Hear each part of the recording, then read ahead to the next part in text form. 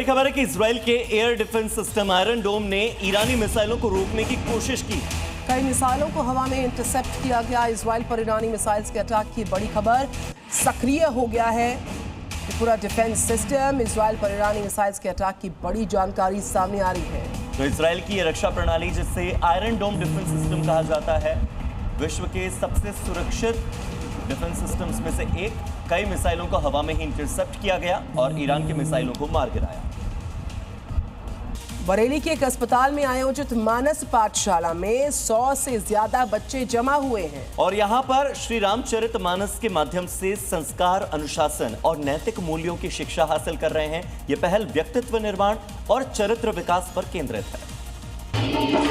गर्मियों की छुट्टियों का सदुपयोग करते हुए बरेली में मौजूद हनुमत धाम ब्रजेश हॉस्पिटल में 100 से ज्यादा बच्चे जमा हुए हैं। सभी उम्र के इन बच्चों को जाने माने सर्जन डॉक्टर ब्रजेश यादव श्री रामचरित मानस के माध्यम से मानवीय मूल्यों और नैतिक गुणों की शिक्षा दे रहे हैं। 2026 में आयोजित होने वाली ये पहली मानस पाठशाला है। इस विशेष आयोजन का मकसद बच्चों में संस्कार, अनुशासन, करुणा, सेवा और आदर्श जीवन मूल्यों का विकास करना है।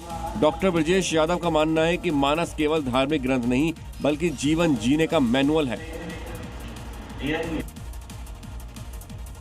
मध्य प्रदेश की नीमच में शादी के नाम पर ठगी का मामला सामने आया। यहां पर शादी के 17 दिन बाद ही दुल्हन लाखों का चूना लगाकर फरार हो गई और अब पीड़ित पति ने पुलिस से न्याय की गुहार लगाई है।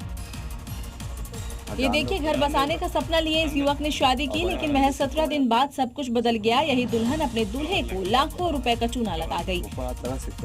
शादी के बाद दुल्हन कुछ दिनों तक ससुराल में रही, लेकिन पीड़ित पति के मुताबिक वो मायके जाने के बहाने कहीं आना जाना करती थी और कुछ लोगों के संपर्क में थी। शिकायत के आधार पर पुलिस ने जांच शुरू कर दी है कि शादी के नाम पर ठगी करने वाले इस गिरोह का नेटवर्क कहां तक फैला है और अभी तक कितने लोगों को इस गिरोह ने टारगेट किया है। मध्य प्रदेश के दमोह में एक ऑटोमोबाइल शोरूम में अचानक से भीषण आग लग गई और लाखों रुपयों के नुकसान की आशंका है। आग ने देखते ही देखते पूरे शोरूम को अपनी चपेट में ले लिया।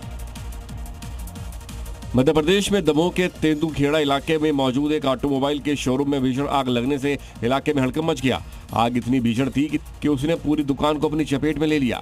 घटना की सूचना मिलते ही स्थानीय प्रशासन और दमकल विभाग की टीम मौके पर पहुंची। आग पर काबू पाने की कोशिश की गई। आग लगने की वजह का अभी तक पता नहीं चल सका है। किसी के हताहत होने की खबर नहीं है, जबकि नुकसान का आकलन किया जा रहा है। मध्य प्रदेश के बैतूल में चलती इलेक्ट्रिक स्कूटी अचानक से जल उठी।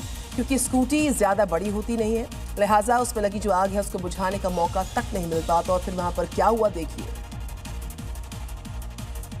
मध्य प्रदेश के बैतूल से एक चौंकाने वाली तस्वीर सामने आई है, जहां नागपुर भोपाल हाईवे पर चलती एक स्कूटी आग का गोला बन गई।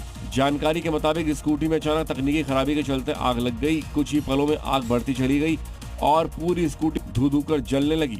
हालांकि जहां आग लगी वहां ट्रैफिक नाक के बराबर ही था।